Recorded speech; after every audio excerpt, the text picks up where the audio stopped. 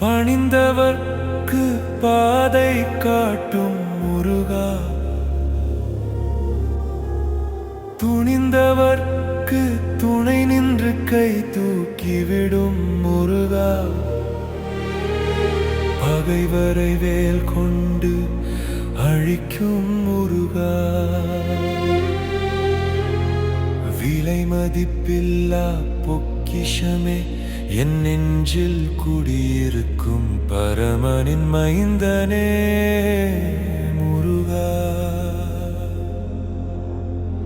பசியால் வாடும் பக்தனுக்கு படையலிட்டு விருந்தளிப்பாய் முருகா, கனிக்காக பிரிந்து சென்ற குமரனே முருகா,